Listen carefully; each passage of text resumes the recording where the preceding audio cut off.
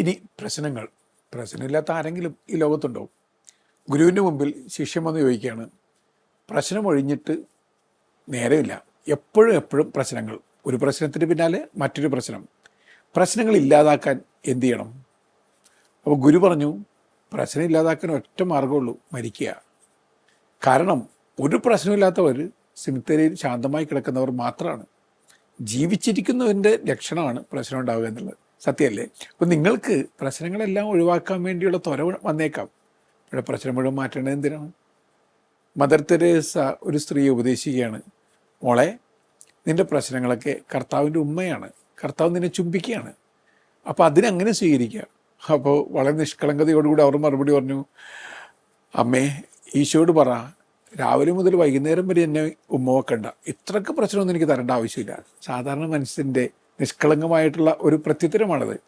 പക്ഷെ ഓർത്തേക്കുക, പണ്ടത്തെ ചില വിശുദ്ധന്മാർ, തമ്പുരാനെ, നിനക്ക് എന്നോട് അതീവ സ്നേഹമുണ്ടെങ്കിൽ എനിക്ക് കുറച്ച് പ്രശ്നങ്ങൾ തരിക, ഈ പ്രശ്നങ്ങൾ പരിഹരിക്കുന്നതിലൂടെയാണല്ലോ ഞാൻ നിൻ്റെ കൃപ സ്വീകരിക്കുവാൻ വേണ്ടി എന്നെ തന്നെ ഒരുക്കുക എന്ന് പ്രാർത്ഥിച്ചിട്ടുണ്ട്. അങ്ങനെയാണെങ്കിൽ പ്രശ്നങ്ങൾ മുഴുവൻ മാറ്റാൻ വേണ്ടിയൊന്നും പ്രാർത്ഥിക്കണ്ട.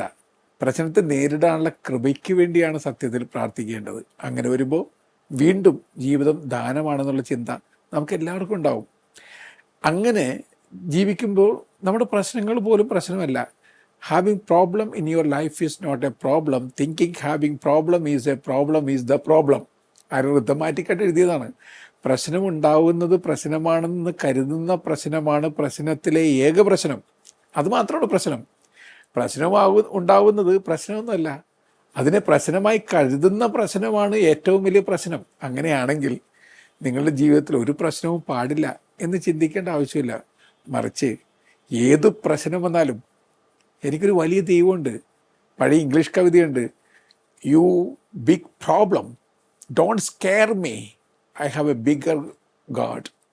എൻ്റെ വലിയ പ്രശ്നമേ, നീ എന്നെ പേടിപ്പിക്കുകയൊന്നും വേണ്ട, എനിക്ക് നിന്നേക്കാൾ വലിയ ദൈവമുണ്ട്. ദൈവം ബിഗ് ആയതുകൊണ്ട് പ്രശ്നങ്ങളൊക്കെ സ്മോളായി മാറിക്കോളും. ആ ഒരു ചിന്തയാണ് നമ്മയൊക്കെ വഴി നടത്തേണ്ടത്.